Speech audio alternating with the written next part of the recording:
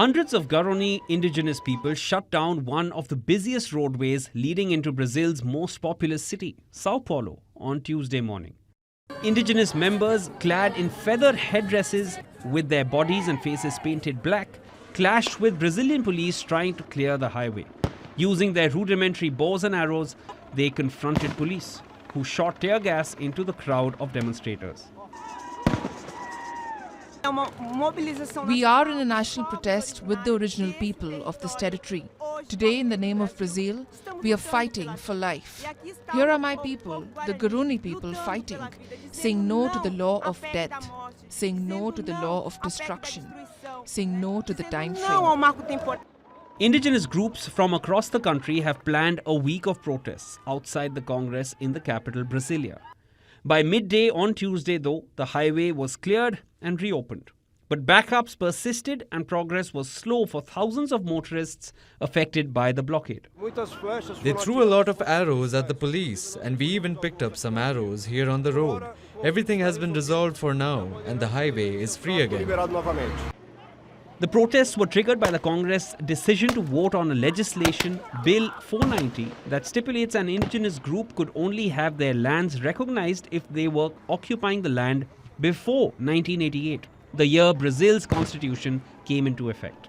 Activists and indigenous leaders consider the bill controversial, because many indigenous people had already been expelled from their lands before this cutoff date.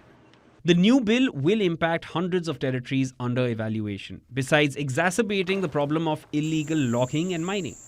Presently, some 300 different ethnic groups inhabit 730 territories that they consider ancestral lands, mainly in the Amazon forests. An unveiling ceremony more than 6 months in the making. High-ranking officials watch as the Revolutionary Guard's Aerospace Division displays what Iran says is its first domestically produced hypersonic ballistic missile. Named Fatah, the missile has a range of 1,400 kilometers and a speed of more than 15,000 kilometers an hour. That's more than 12 times faster than the speed of sound. It's able to change direction rapidly and avoid most defense systems by traveling outside the Earth's atmosphere. President Ebrahim Raisi explained why Iran has developed such a weapon. It is for deterrence. We build this missile so that our enemies don't even think about any acts of aggression against us. This unveiling has a message of security for all in the region, not just Iran. People should know the level of security in the entire region has increased. Despite assurances and promises from the president to the contrary, this development is likely to increase tensions in the region.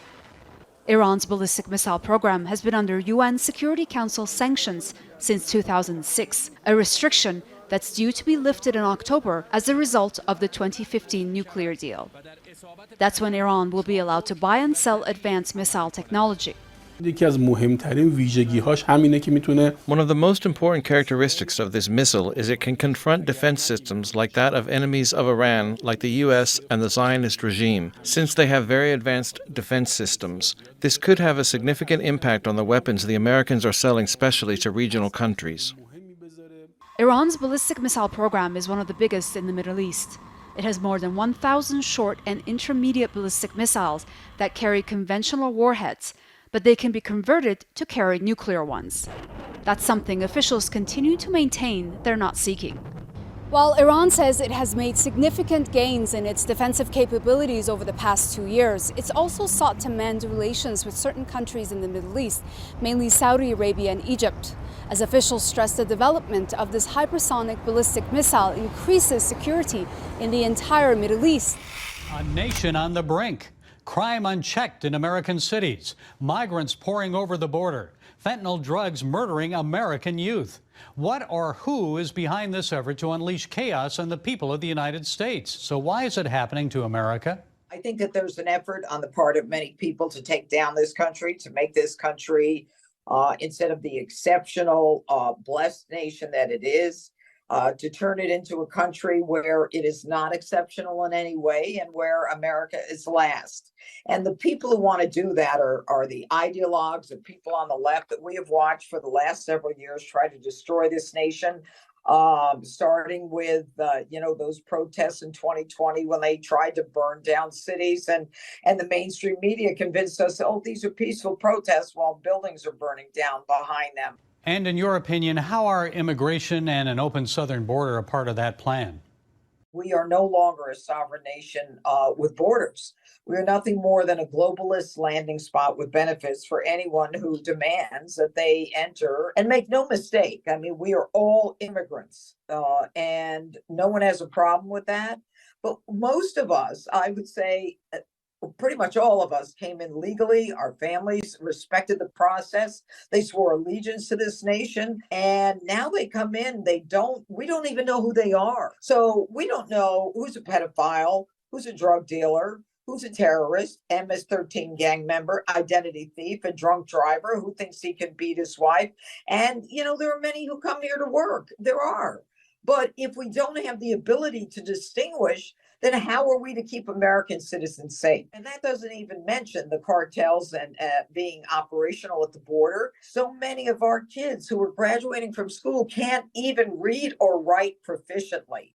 That is a consequence of teachers not being involved in schooling and reading, writing, arithmetic, but instead involved in critical race theory, convincing white kids that they're supremacists, that they're oppressors, they should feel bad about themselves. This is all the left's takedown.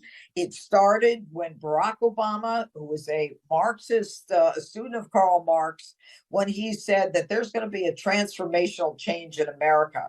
And they defunded the police, they denigrated the police, and now Americans are left to their own to defend themselves. It's the strongest show of force we've seen on our trip so far. Canadian, Japanese, Australian, and American ships all together flying the flag in the East China Sea. Photobombing in the background, 3 Chinese warships. Their presence was there, but not an impact, not impediment to what we were doing. But 2 days ago on the Taiwan Strait, their impact was significant. The Chinese warship cutting off USS Chung Hoon. The American Navy releasing new video showing the ships coming within 150 yards of colliding.